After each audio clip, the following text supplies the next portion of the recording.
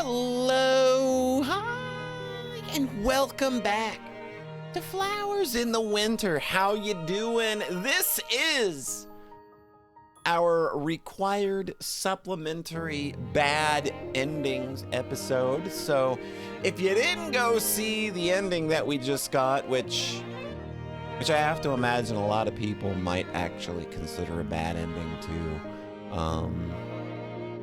then yeah, you should probably go do that before watching this, because I'll probably spoilers might just kind of accidentally tumble out from beyond this point. But anyway, we're circling back around. We're gonna dive back into the investigations and the saves that we set up during our playthrough to get the endings that are sure to only make our girl Suoh suffer even more. It feels even better when you're doing it to girls like Yuzu and Suoh, doesn't it? When you're just going back and you're very purposefully circling back to make their lives worse. Such is the nature of seeing everything in a visual novel, I suppose. But that's just what you gotta do. So this is the okay. Good Lord, we started this 10 days ago or so. All right, I think we do this. My stepmother gave me the final piece of the puzzle. People commit crimes for 3 reasons: love, money, or to cover up a motive. Okay. We just gotta flunk out of the investigations. What was the motive? She got on the wrong side of her classmates. And what led me to the reason? I have to clear my head now. What evidence led me to the motive? The third-year students who quit. I attempt to put together my reasoning based on the evidence I've managed to collect with everyone's help, but feels like the player's intentionally sabotaging me. As soon as I start to feel unsure of myself, I feel a presence behind me and a whisper coils its way into my ear. It's my stepmother. You're just going around in circles, never getting anywhere. Her breath ghosts across my earlobe, her tone so cloying it almost comes off as genuinely caring. Goosebumps prickle my flesh. I cover my ears with my hands to try and shake off the unpleasant feeling. Another unpleasant feminine voice, and I move my hands to my mouth in an attempt to quell the overwhelming feeling of nausea. Fighting back the urge to vomit induced in me by the whispered voice in my ear, I slowly turn towards the speaker.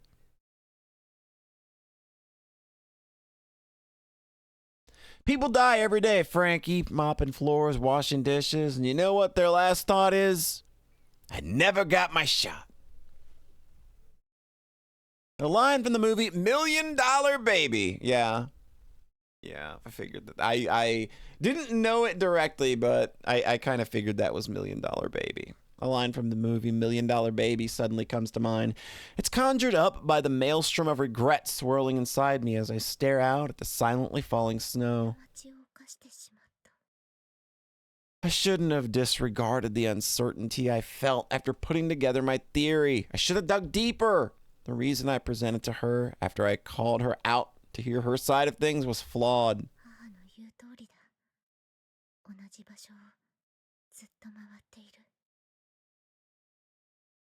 The wheels on the Suoh go round and round. I'm left with an unpleasant aftertaste, like I was after watching that movie. Yeah, that movie's depressing as hell. I've wasted my opportunity, and now I doubt the mystery of the case that Yatsushiro-senpai once solved will ever come to light.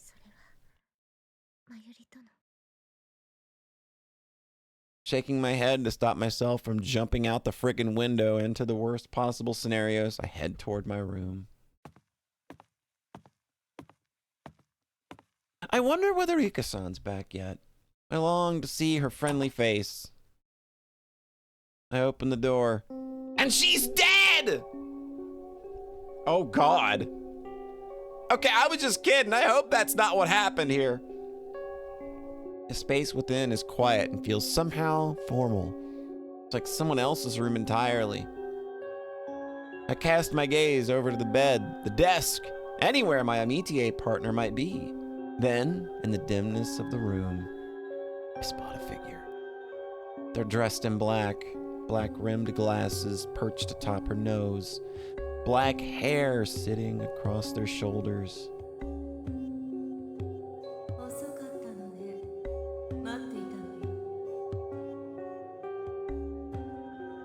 Her tone is gentle, yet her eyes are unreadable because they weren't drawn.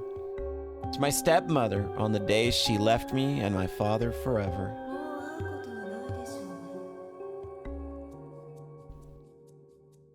She said the same thing back then.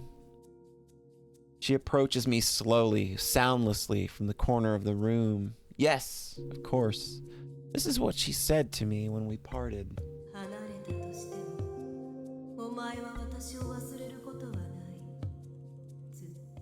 Well, I mean, that's how trauma works. I kind of feel like you don't ever 100% get over trauma. You kind of just learn to deal with and manage it. Those words were like a curse. It was the last thing she ever said to me. And her parting gift still torments me to this day. I look at the specter before me. Nausea wells up in me. Feeling a cold sweat break out across my body, I admit to myself that my heart was broken a long time ago. Boy, that's gotta be one of the most depressing bad endings we've gotten so far. Like, all the other ones were pretty, nondescript and just kind of like, well, things really suck now. This is literally just, oh, hey, trauma. It's real bad. Not that at any point that we ever needed the game to clarify that.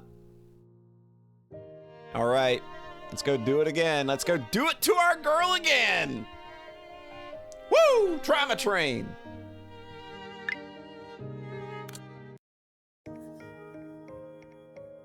One by one, I'll tease out the facts I need. All right, so next investigation.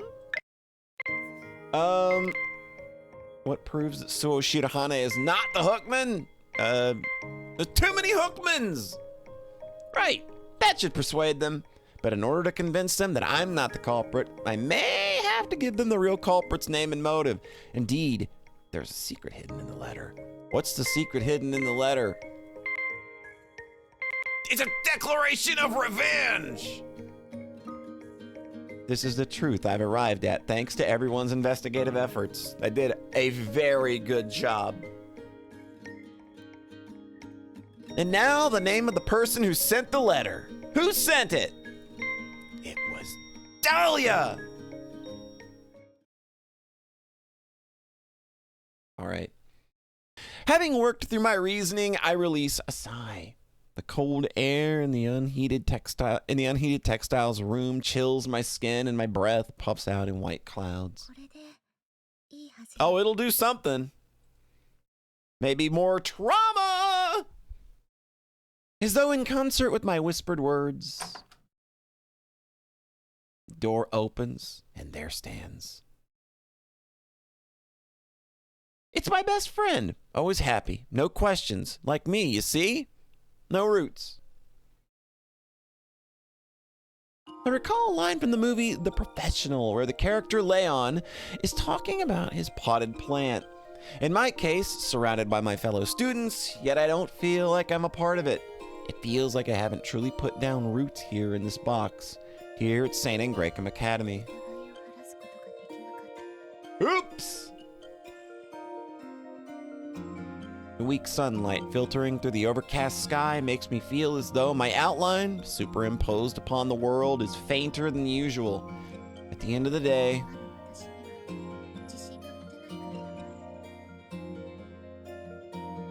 because of my failure to clear myself of being the Hookman, the recitation ended up being an utterly miserable affair. Consequently, my efforts to find Mayuri have also collapsed no matter what I try.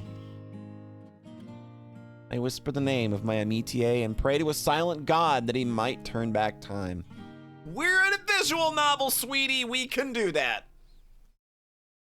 Well, thankfully, it was a less traumatic ending than I was expecting. All right. So, okay, the next one seems a little more involved. So this seems like it may be a little longer than our typical bad ending, seeing as this one is the first bad ending that I've seen to have multiple steps. So we need to actually go back and kind of redo some answers in what looks like. Okay. So, okay.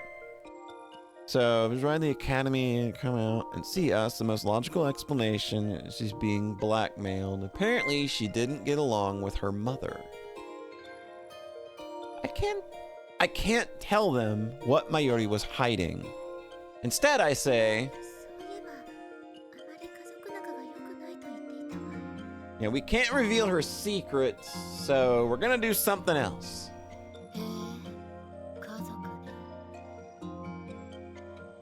It's not a lie, but it isn't exactly the truth either. I said that I needed it. I said what I needed to in order to keep Mayuri's secret.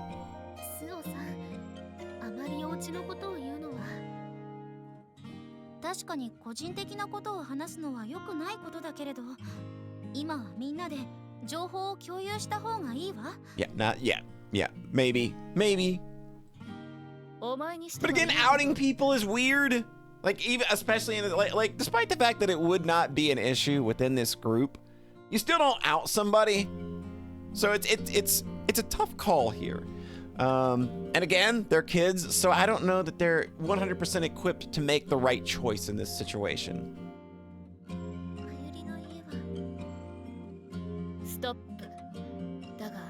Oh, damn. You were being hardlined here.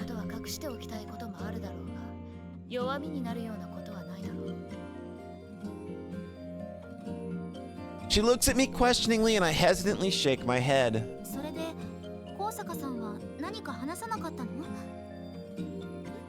Okay. So, yeah. You must be upset.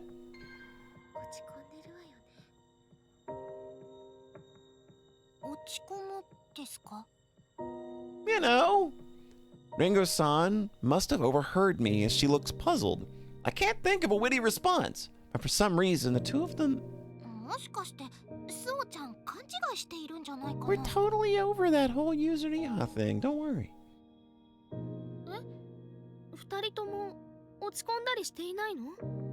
Okay. And is it gonna take much longer?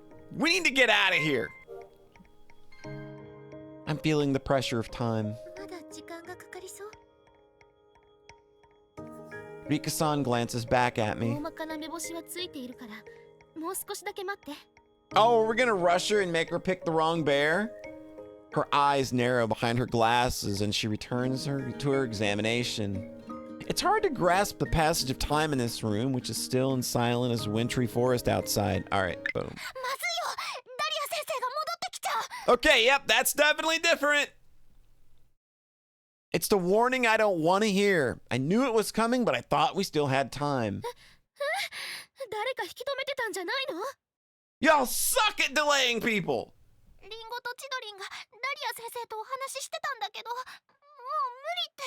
Take her to the greenhouse. She loves plants. Just a little longer and we might have something. Yeah, I think you're all pretty much expelled if you're found in here because she's gonna know that this was a ruse. Even if you're not expelled, I'm pretty sure you don't get to be the president of the Council of Nikaya anymore for for setting up a very elaborate scheme to break into the nun's room. Something tells me that's not gonna fly. Erika-san pushes herself toward the corridor. いいから出るぞ。何？ Will また we チャンスは really? 来るさ。行きましょう、スオさん。 No, this was like your one shot. Like, this was your one chance. I don't think Yuzu's gonna be so kind as to give you another shot. Rika-san pulls me along by the hand and we leave Sister Basquiat's room behind. I keep waiting for the next opportunity, but in the end, it never comes.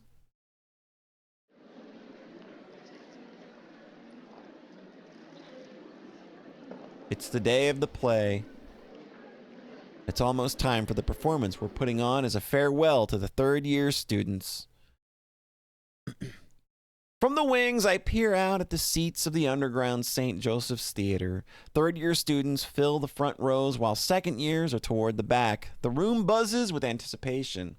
It comes home to me all over again that I can't mess this up. Pulling my head back, I press a hand to where my heart thuds dully in my chest.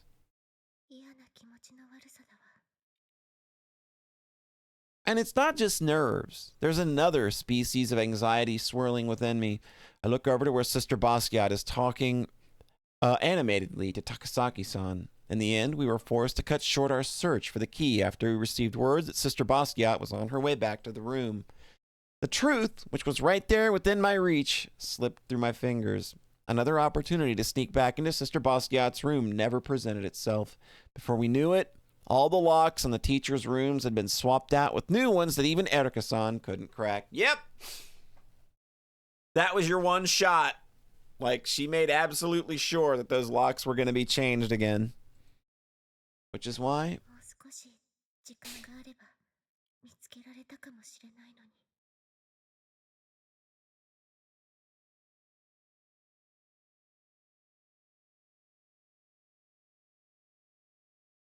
that room somehow feels even more important now that it's so much harder to get in.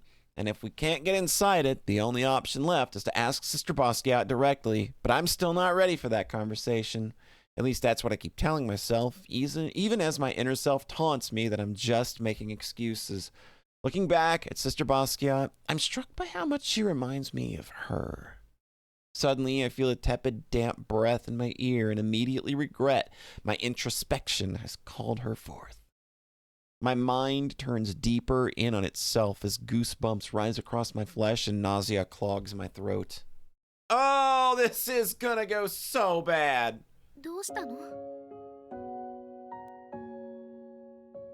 My amitié partner asks me as I'm gazing at the snowy landscape outside to give my eyes and mind a break. At first, I don't say anything in response to her concerned question.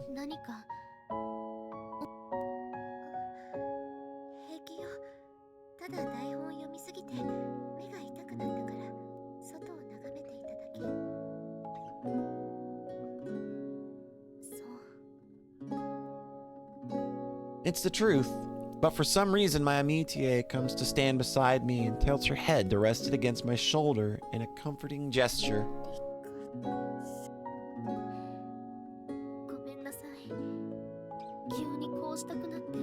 You just make a nice pillow. I'm flustered by the feeling of her weight on my shoulder and her warmth against my body. It's after class, but most of our classmates are still here, busy preparing for tomorrow's play. I can feel their curious stares on us, but my amitié simply continues to lean against me as though she hasn't noticed, her eyes following the tiny flakes of snow like a child watching her mother. Stepmother. I wish my thoughts hadn't made that association amid the flurry of white I spot on the dark stain. With her black hair and black clothes, my stepmother is a dark wedge amid the colorless expanse of white.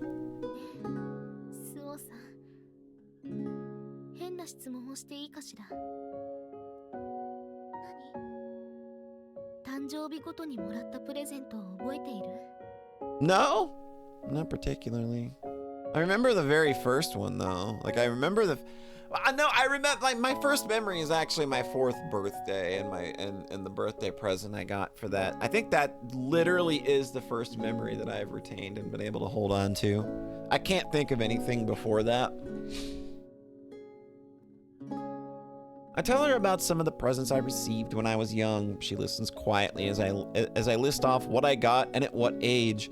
She continues to stare out into the snow. The only response she gives is a murmured, "Oh." Unable to bear the growing silence, I ask, リカさんの印象に残ったプレゼントって何？私は She starts to say something, but then cuts herself off. Her lips set in a hard line. Her gaze is fixed to the blank expanse outside. The hairs on my arms rise when I realize that her gaze happens to be fixed on the exact spot where my stepmother is standing. どうしてあの女の人はこ What? んな場所に立っているのかしら。 What? Why do you see that? What is going? What? What?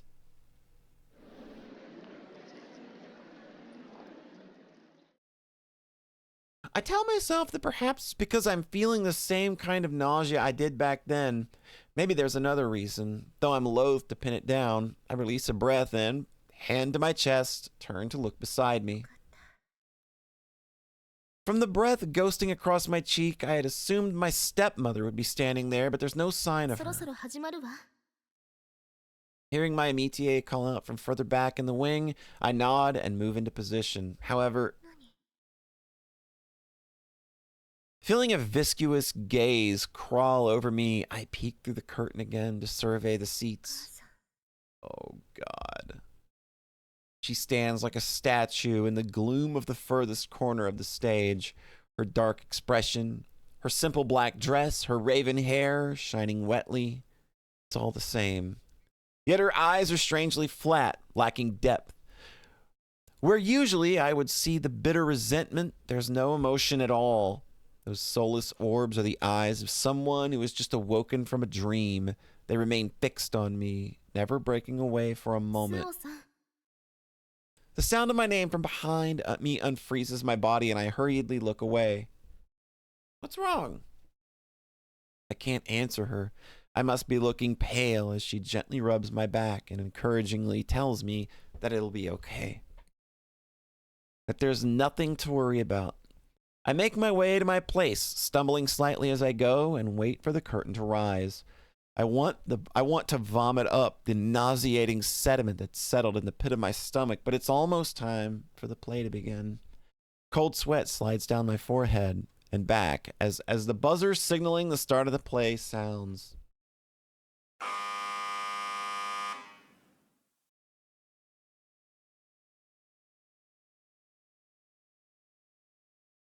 I dream.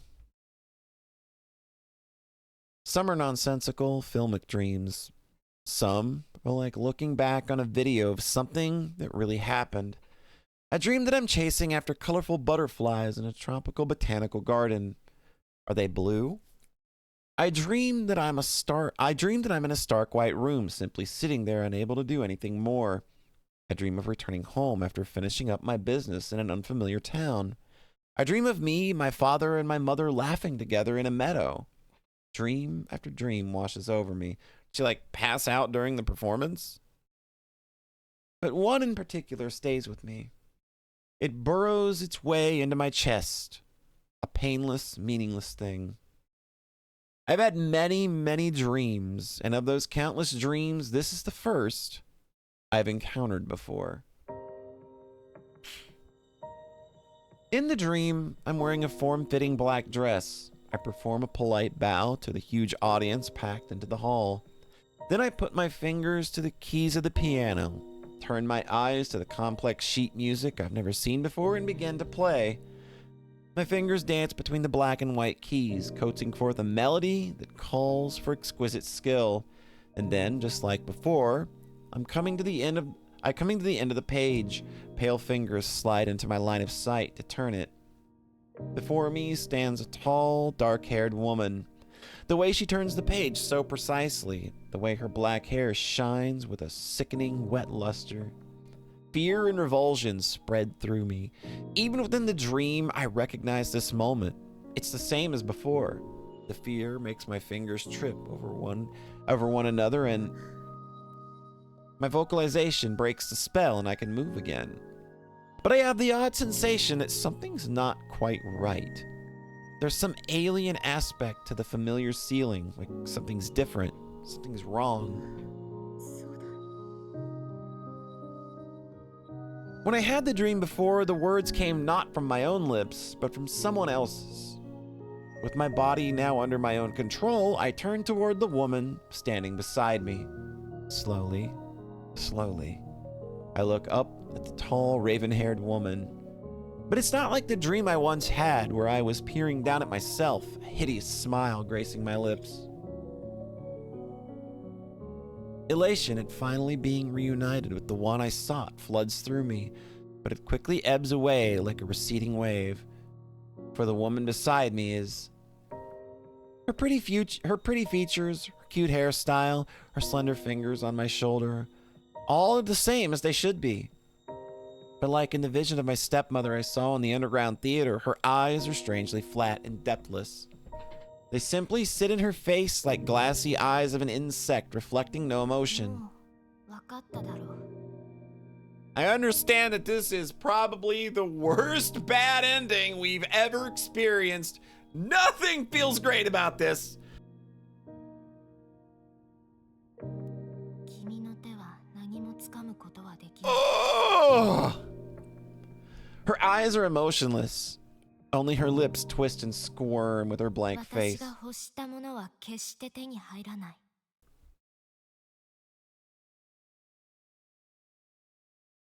Ah! I think I scream. But all that comes out is a soundless, voiceless cry.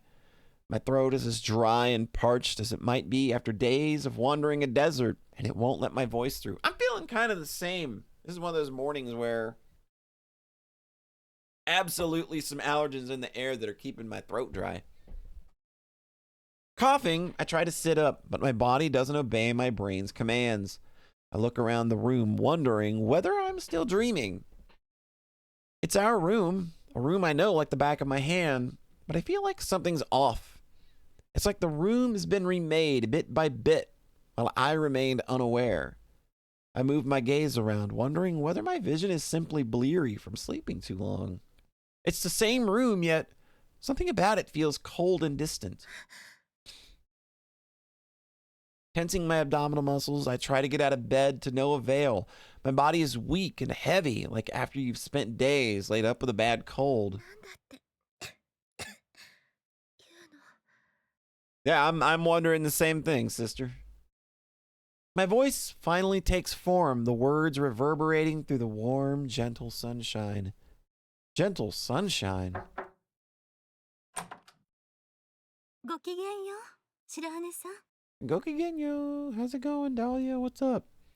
I shift my gaze in the direction of the familiar voice to find. あなたは白羽さん。 Yeah, what's going on? A nun is looking at me as though I've given her a fright of her life. Slowly, the dammed up memories start to trickle through. On the day of the play, I was able to meet with Mayuri. But it was no more than a brief exchange of words. As though in a dream, she looked at me with flat eyes and said her farewells. I don't remember what she said exactly. Although I have some memories, they're faint, like my brain is trying to distance itself from the pain of them. Attempting to recall the details makes my head hurt like it's being crushed in a vice. I believed I could solve everything and she'd come back to me. When it didn't work, I must have fallen into despair. According to the nun, I, Suoh Shirahane, went to sleep the day after the play and didn't wake up. Oh, God, what? At first, everyone thought I was simply exhausted from performing as the lead. But a day passed, and when the morning of the second day dawned, I still didn't open my eyes. I was in a very, very deep sleep. No matter how loudly they called my name or how violently they shook me, I did not wake. Did they call an ambulance? Did they inform your parents? Well, not your parents, but you get what I mean. Rika Hanabishi stayed by my bedside as I lay there in my trance. Erika Yagaki and Chidori Takasaki searched for a reason for it, while Ichigo and Ringo Sasaki tried everything they could think of to rouse me, but I still showed no sign of waking. After a week, the academy contacted my family and I was hospitalized. They waited a week? I feel like being unresponsive to any kind of outside stimuli is the kind of thing that you immediately inform, one, a doctor and or a neurologist, or two, the family of. Though I received every kind of treatment during my slumber, as the days and months passed, I showed no sign of improvement. After a year spent in this Sleeping Beauty-like state, my grandfather contacted the academy to ask whether I could be moved back there. I mean, it happened there. Y'all did this. You owe me one. If I was going to spend my life asleep, he at least wanted me to be able to rest in the place I loved most. And then, after 3 years, Jesus, what? So she's what, 17 or 18 now?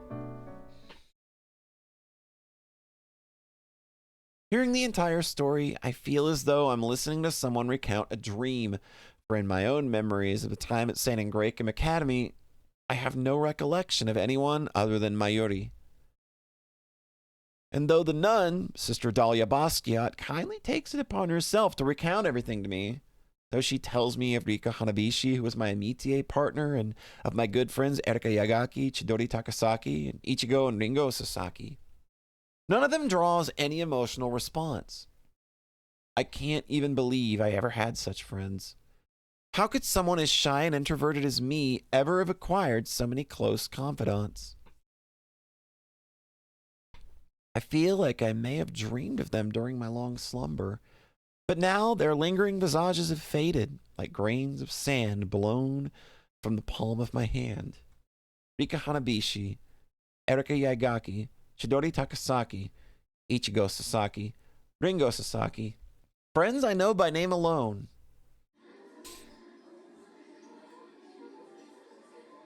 Sitting at my desk, I stare out the window and think of the friends the nun told me about. Classmates who have already graduated and left the academy behind. While I underwent tests in the hospital, they became second-year students, and by the time I returned to the academy, they were in their third year. I wonder whether they enjoyed their time here. I hope that what happened with me didn't mar the last 2 years of the academy. Sighing, I look around the classroom. Everyone other than me is laughing and chatting together as though they're having the time of their lives. The nun told me that I was once something of a student council president, the president of the Council of Nikaya. It sounds impossible. Me, too timid to even speak to my classmates? The buzz dies down as the nun enters the classroom. She stands at the lectern to address us, looking like the Virgin Mary here on earth. How's it going, everybody? I was in a coma for 3 years. At her signal, the door in the front of the class... Oh, it's not us. At her signal, the door at the front of the class opens and the transfer student walks up to join her at the lectern. With each step she takes, the gazes of everyone else in the room converges on her, inexorably drawn toward her light. Looking like a ray of spring Nuh-uh. Get out. Get out! Get out! Get out! Her smile is so slight that it's hard to tell whether or not it's actually there, yet to me, it's like flowers are blooming all around her. Oh, get out! Get out!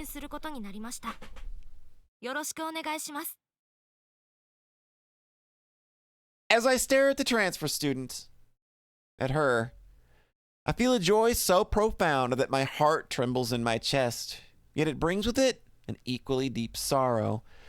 Seeing her here before me, I feel keener than ever that phantoms of my friends I once made. I feel keener than ever the phantoms of the friends I once made here. Those bonds were irreplaceable. Tears spill from my eyes as I look at Mayuri Kosaka and think of the seasons I've lost. Dude, what the hell? Ugh! Yeah, grand finale, sure, okay. God, what an excruciating bad ending. Holy Crap, dude, and we're not done. There's one left. Ugh. That was painstaking. That was like modern day Mortal Kombat fatality, where when Mortal Kombat started, every fatality was like, I don't know, 3 or 4 seconds long, and it was like, cute little animation. And now every fatality has to be like 2.5 minutes long with like 18 body parts being removed. That's what that felt like. All right, so I know we've literally put you through the worst, but we're not done. Here's like dessert. A little extra sadness just for you. All right, the identity of the goddess of truth. What do we got? What was the intent behind Sayori Kapune's letter? She intended to curse the reader, which is exactly what has seemed to have happened in that last ending. Jesus. That's the conclusion I arrived at after talking with Ringo-san, and it was those words that reinforced my belief that I was right. The statue of the Virgin Mary stands atop a snake. Those words led me to the statue of Mary bearing the mark of the Ictus. The Ictus, a star. What did this number have to do with anything? It's the number of students that need to be sacrificed before graduation. I gathered together all the pieces from every drawer in my mind and fit them together. They should slot together, and yet... Don't worry, we can make you go to sleep for 3 years and you can just start all over. It's fine. It's an odd, uncomfortable feeling, like being in my own room but not recognizing it. Though it should be the same, somehow the proportions are off. Despite my careful efforts to maintain a neutral expression, she seems to have sensed that something is amiss. I tell her it's nandebonai. And then I turn to the group, ready to explain the reasonings I've pieced together. And they look at me like with slack jaws like, Suoh Shirahane, are you the dumbest person on the planet or what? I gaze vacantly up at the sky. The April air has both refreshing coldness and a mellow of orange. Oh, it's spring. It's a time of year when it's still chilly outside, but if you can find a patch of sunshine, you're guaranteed comfort.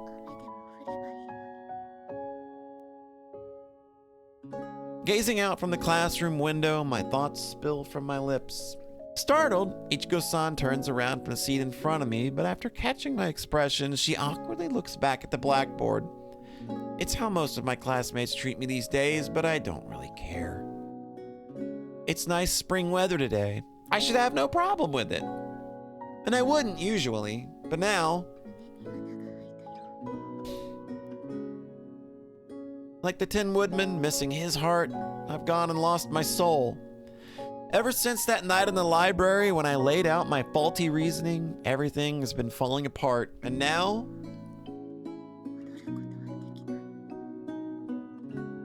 Thinking back on those winter days when I still held on to the hope of seeing my amitié again, I stare vacantly out at the clear, soft skies.